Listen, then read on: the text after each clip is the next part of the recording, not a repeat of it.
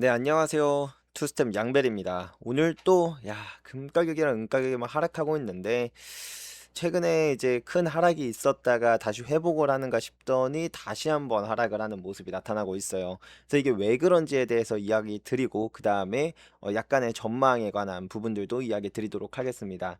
좀 급하게 영상을 찍는 거다 보니까 약간 말에 두서가 없을 수도 있고, 편집이 매끄럽지 못할 수도 있다는 점 양해 부탁드릴게요. 자, 그럼 시작을 해보겠습니다. 자, 이게 왜 이렇게 많이 떨어졌냐라고 하면 네 가지 정도의 이유를 들 수가 있습니다. 첫 번째 달러화 강세, 그리고 두 번째 지정학적 긴장 완화, 세 번째 실물 수요 위축, 자산 재배치, 이렇게 네 가지 이유를 들 수 있는데 하나씩 한번 설명을 드려볼게요. 자, 첫 번째로 이 거시경제에서 달러 인덱스와 연준 이 부분이 금가격과 은가격에 영향을 미치고 있다. 그래서 이제 지금까지 최신 뉴스들을 쭉 분석을 해보고 여기에 저 생각도 얹어보면 최신 뉴스들에서는 이 달러 인덱스와 연준에 대한 부분들을 계속 언급을 하고 있는데요. 뭐 여러분들도 이제는 아시겠지만 케빈 워시라고 하는 좀 매파적인 성향의 연준 후보가 의장으로 지명되면서 이 사람이 의장이 되면 생각보다 덜 완화적인 통화 정책을 쓰지 않겠는가? 그러면 달러와도 다시 가치가 좀 상승하면서 달러와 정반대에 있는 금과 은의 가격이 하락하겠구나. 요렇게 생각을 해서 금과 은 가격이 좀 하락하고 있다. 요렇게 보여지는 것 같아요. 근데 사실 뭐 단순히 이 이슈만이라면 이미 진작에 지명된 지가 언제고, 그게 뭐 이미 지난주 금요일에 있었던 일인데 그게 아직도 뭐 영향을 미치겠는가 싶어요. 제 생각에는. 그래서 이 뒤에 이유들이 조금 더 의미가 있을 것 같은데요. 지정학적 리스크가 좀 이제 완화되는 부분이 있다는 건데, 최근에 이제 이란과 이스라엘의 약간의 또 갈등이 있었잖아요. 근데 이제 오만 회담에서 이런 미국과 이란과의 갈등이 어느 정도 완화되는 모습이 보여지지 않겠냐라는 이런 부분들이 시장에 알려지면서 지정학적 긴장도가 높아졌던 게 조금 감소되는, 그렇다 보니까 지정학적 리스크가 금과 은 가격을 많이 끌어올리다 보니까 이런 식으로 가서 평화적으로 가면은 이제 뭐 더 이상 뭐 금과 은이 뭐 매력 없어지는 거 아니야? 이렇게 생각을 하면서 안전자산에 대한 수요가 떨어지고, 그래서 이제 금과 은 가격이 하락하는 데 영향을 미쳤다, 요렇게 보는 뷰가 있어요. 근데 요거는 일리가 있는 뷰긴 합니다. 실제로 뭐 이것뿐만 아니라 이전에도 계속 러시아 우크라이나가 이제 휴전으로 간다던가 종전 선언을 하게 되면은 그러면 금 가격도 하락하는 거 아닌가에 대한 그런 부분들이 재조명되면서 금과 은 가격이 하락했던 것처럼, 사실 그렇게 지정학적인 부분들이 좀 평화적인 모습을 보여주면 장기적으로는 사실 별 의미가 없기는 한데 단기적으로는 가격 하락에 영향을 주기는 줘요. 그래서 요게 아마 제가 봤을 때는 좀 큰 영향을 줬던 것 같고, 그리고 나머지 두 가지도 금 가격과 은 가격에 요번에 하락하는 데 영향을 준 것 같은데, 그 중에 하나가 이제 중국 시장이 위축됐다라는 부분이에요. 전 세계에서 금과 은을 가장 많이 소비하는 국가 중 탑 2를 뽑으라 그러면 중국과 인도죠. 근데 이제 최대 소비국인 중국이 이제 금과 그다음에 은에 대한 수요가 점차 감소되고 있다, 요런 내용들이 이야기되고 있어요. 그거는 이제 중국이 2025년에 금 수요가 어땠는지에 대한 보고서가 세상에 나오면서 이제 요런 충격을 줬다라고 볼 수가 있는데, 생각보다 중국이 수요가 엄청 뜨거웠을 거라고 생각을 했는데 전년 대비 오히려 3.57% 정도 수요가 감소했다. 작년에도 그런데 올해는 금 가격이 더 비싸잖아. 그러면은 주얼리나 이런 수요들이 훨씬 더 많이 줄어들 텐데 올해는 금가연에 대한 수요가 훨씬 더 낮을 수도 있겠구나라고 생각을 해서, 그래서 이제 시장이 이거 한풀 꺾였을 수도 있겠다, 요런 생각에 이제 좀 이렇게 가격이 이제 급락하는 영향이 있지 않았나 싶어요. 그리고 또 은 같은 경우는 아무래도 산업용 수요가 되게 중요한 부분이죠. 전체 수요의 한 58% 정도가 산업용으로 쓰이니까. 근데 이 수요가 실제로 줄은 건 아닌데, 근데 이게 크게 줄을 수도 있다라는 그런 어떤 시장의 공포가 이제 은 가격을 폭락하는데 더 큰 영향을 미쳤다라고 볼 수 있는 것 같아요. 어제 오늘 해서 갑자기 기술주만 가격이 좀 내려갔거든요.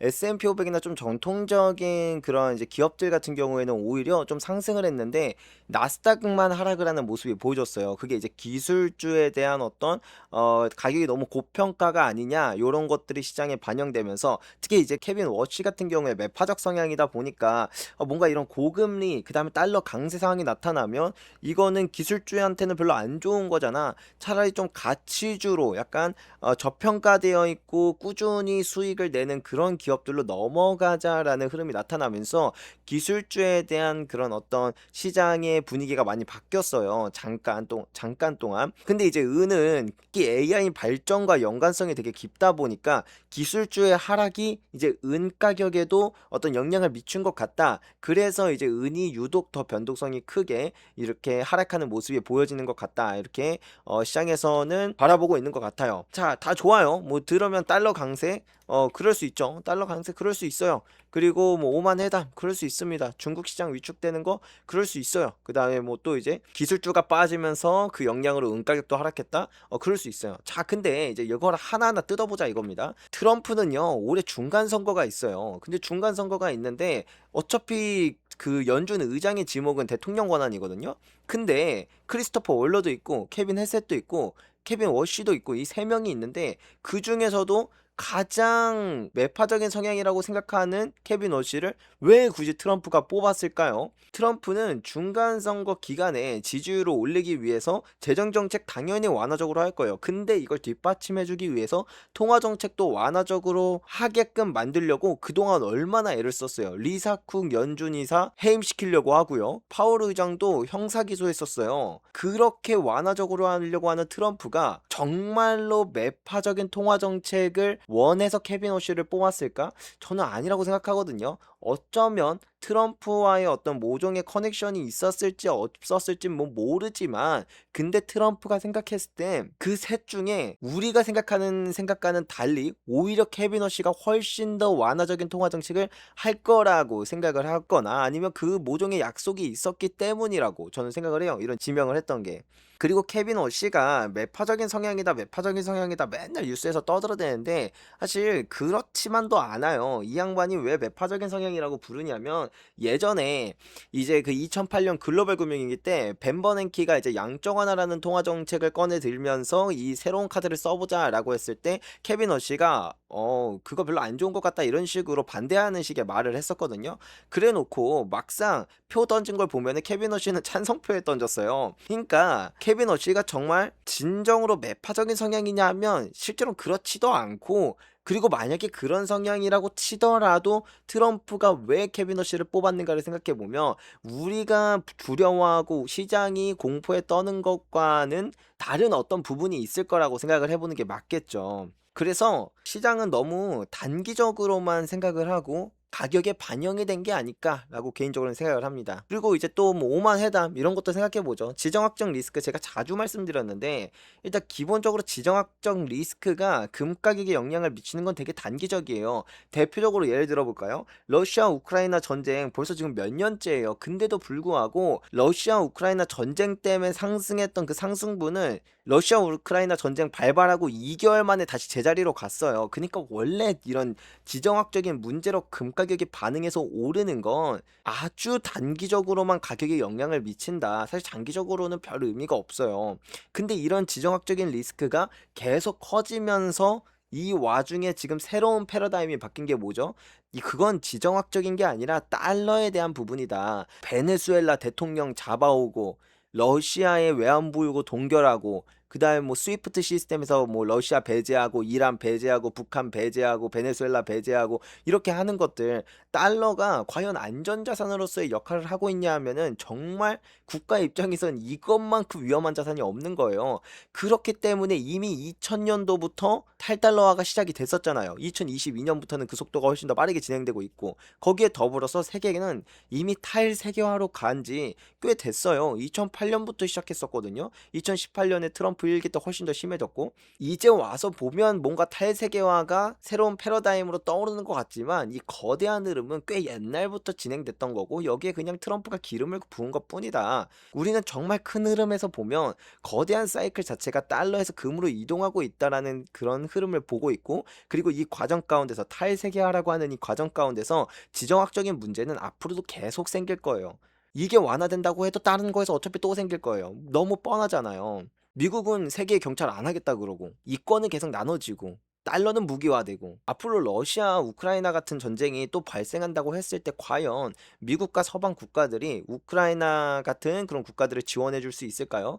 유럽 국가들 보세요. 자기네들 먹고 살기도 힘들어 죽어요, 지금. 그렇기 때문에 우리가 너무 단기적인 이슈에만 가격에 반응할 필요가 없다. 단기적으로 보면 그래 진짜 이거 뭐 오만 회담 때 완화되면서 금 가격 또 크게 떨어지는 거 아니야? 네, 떨어지면 어때? 떨어질 수도 있겠죠. 근데 그러면 어때요? 그게 장기 사이클에 어떤 영향을 주냐? 당연히 장기 사이클 가운데서는 횡보도 있고요, 조정도 있고요, 좀 가파르게 상승할 때도 있고 그런 게 반복되면서 올라가는 거예요. 그냥 오늘도 내일도 모레도 계속 올라가는 그런 사이클, 이 세상에 그런 사이클은 단 한 개도 존재하지 않는다. 따라서 적어도 우리는 공포에 떨 필요는 없겠다 이렇게 말씀드릴 수 있을 것 같아요. 그리고 이제 중국 시장의 위축, 이게 원래 가격이 오르면 금에 대한 수요는 대부분 좀 비탄력적이거든요. 근데 탄력적인 수요가 주얼리 수요예요. 그래서 우리나라도 보면 금은방들 폐업하는데 엄청 많거든요. 종로에 오면은 폐업해서 이제 임대 놓은 자리들도 꽤 많아요. 근데 그런데 특징이 뭐냐? 대부분 주얼리예요. 가격이 오르면 주얼리 이제 뭐 10돈 살 걸 5돈 사고 5돈 살 걸 3돈 사고 3돈 살 걸 1돈 사고 이렇게 줄거든요. 근데 투자용 수요는 어마어마하게 늘어요. 사실 중국 시장이 위축됐다고 하지만 중국이 지금도 수출 1g도 안 하고 다 자국 내에서 생산해서 자국 내에서 돌리고 있는 이런 흐름들. 골드바 수요 어마어마합니다. 중국의 은행들 가서 금 사면은 한 2kg만 사겠다 그래도 금 없다 그러는 경우들도 허다해요. 그러니까 이런 것들을 우리가 이제 좀 나눠서 볼 필요가 있다. 예, 그렇게 생각을 해볼 수 있고, 그리고 이렇게 금이 집중받는 이런 시기 속에서 지금 점점 실물이 사라져가고 있다라는 건 거대한 흐름이라는 걸 우리가 이해해보는 게 중요할 것 같고요.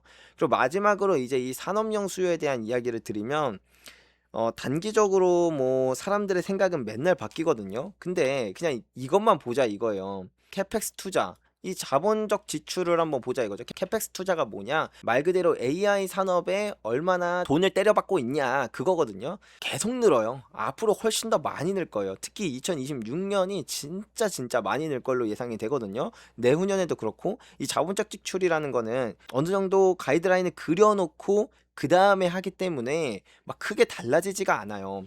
AI 하나만 보더라도 이렇게 많이 들어가는데 과연 실물 은이 버틸 수가 있겠느냐. 그러니까 은 수요의 쌍대 산맥이라고 불리는 태양광도 볼게요. 태양광도 2026년에 이제 중국이 워낙에 이전에 재고로 너무 많이 만들었다 보니까 2026년에만 작년이랑 비슷한 수준으로 새로 만들 뿐이지, 근데 2030년 정도 가면은 1년에 거의 한 1000기가와트 시 정도 수준의 태양광 패널을 만들 걸로 예상이 되거든요. 그리고 이게 작년이랑 똑같다라고만 해도 기존의 태양광 패널 그대로 있고 또 새로운 태양광 패널을 이만큼 만든다는 거잖아요. 은이 작년과 똑같은 수준으로 또 들어간다라는 거예요. 은에 대한 수요는 여전히 어마어마하다. 그리고 앞으로 늘어날 수밖에 없는 것도 팩트다. 그래서 사실은 이 산업적 수요 다 빼고 그냥 앞으로 산업적 수요가 은이 빵이 된다고 쳐도 그래도 금보다 많이 오르는 건 시장 규모 때문에 당연한 일이에요. 근데 산업적 수요, AI에서도 태양광에서도 앞으로도 계속 늘어날 수밖에 없고, 그런데 공급은 타이트하다라는 거, 이런 큰 흐름은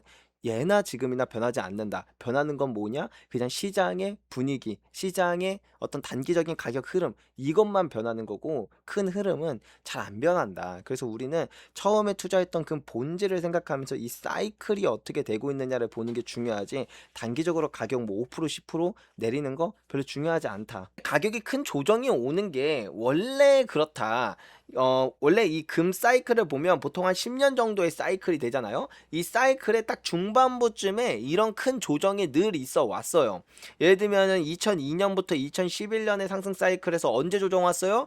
2008년에 왔어요. 그리고 이제 1970년부터 1980년에 이 상승 사이클에서 언제 왔어요? 1975년에 왔어요. 그리고 이제 1933년부터 1947년에 이 상승 사이클에서 언제 왔어요? 1941년에 왔어요. 그래서 제가 이거 특강도 만들어 올렸잖아요. 제가 한 200번 말했어요. 이거 작년부터 계속 말했던 건데 이거 작년에 찍은 거거든요. 2026년 조정기 온다. 예, 조정기 온다. 여기 그래서 이거 어떻게 할 건지, 이때 어떻게 대응을 하는 게 맞는지 이런 얘기들 다 드렸었어요. 그러면 이렇게 조정기가 왔을 때 그 다음에 흐름이 어땠는가를 바라보면 이게 좀 시기적으로 다르다.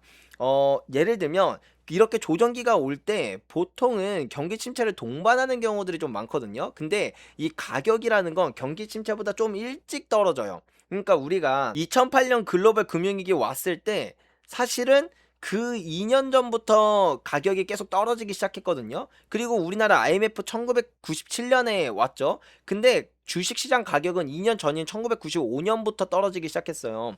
이처럼 이 가격이라는 건 이 시장 가격, 뭐 그게 주식이 됐든 금이 됐든 이 가격은 경기 침체보다 좀 앞서서 떨어지는 경우가 있어요. 근데 지금 대표적인 경기 침체 시그널들 보면은 예를 들면 장단기 금리차, 실업률, 뭐 경기 선행 지표라던가 아니면 경기 활동 참가율이라던가 그다음에 뭐 그런 이제 대표적인 경기 침체 이전에 나타나는 전조 증상의 지표들을 보면은 이미 다 적색 경보에 울렸어요. 그 말은 무슨 말이냐?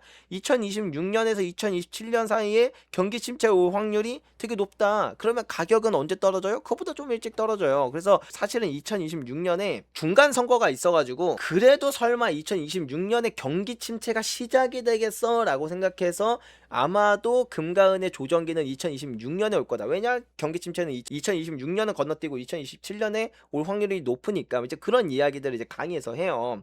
그러면 그러니까 그래서 이렇게 오면은 이렇게 가격이 하락하고 그다음에 중앙은행의 스탠스가 딱딱딱 들어갈 때 어떻게 들어가느냐에 따라 이 조정이 딱 요 정도 수준에서 끝나고 이제 금방 회복하기도 하고 이것보다 조금 더 깊게 떨어졌다가 회복하기도 하고 이게 약간 횡보가 떨어졌다가 횡보가 길다가 나중에 올라가기도 해요. 그건 중앙은행의 스탠스가 제일 중요한데 일단 우리가 중앙은행이 어떤 선택을 할지 모르니까 그냥 세 가지 시나리오를 나눠서 생각해 보면 2020년 코로나 팬데믹 때처럼 정말 빠르게 한다. 진짜 기미만 보였는데 바로 제로금리 때리고 무제한 양적 완화 막 때려버린다. 그러면 딱 요 정도 수준, 딱 30%에서 40% 사이에 은가격이 하락한 그 정도 수준에서 그냥 다시 회복해버려요. 그리고 회복하는데 몇 개월 정도밖에 안 걸리거든요. 예, 그런 식으로 흘러간다. 아니면 이제 2008년 글로벌 금융위기 때처럼 좀 깊게 떨어진다라고 하면 그때는 이제 양적 완화 정책을 쓰기는 했는데 그 양적 완화 정책을 쓰기까지의 약간 텀이 있었어요. 양적 완화 정책이라는 걸 2008년에 처음 썼다 보니까 물론 완전히 미국 역사상 처음은 아니에요. 1930년대 한번 썼던 역사가 있긴 있었거든요. 어쨌든 그 최근의 역사 중에서는 정말 오랜만에 쓰는 거고 대부분의 사람들은 처음 보는 정책이다 보니까 양적 완화 정책 그거 너무 극단적인 정책 아니야? 라는 게 그때 화두가 돼서 막 그걸로 막 찬성 반대하니 막 싸우고 그랬었어요. 그래서 그렇게 하는 동안 텀 동안 은가격이 더 하락해서 마이너스 50%가 좀 넘는 수준의 하락을 했었다. 그리고 나서 이제 본격적으로 양적 완화 정책이 들어가면서 이제 회복해서 한 반년 정도 걸렸나 회복하는데 아무튼 그 정도의 시간이 걸리면서 이제 빠르게 회복을 하고 이제 그 뒤에 진짜 엄청난 상승이 이어졌다. 2020년 코로나 팬데믹 이후에도 상승 엄청났죠.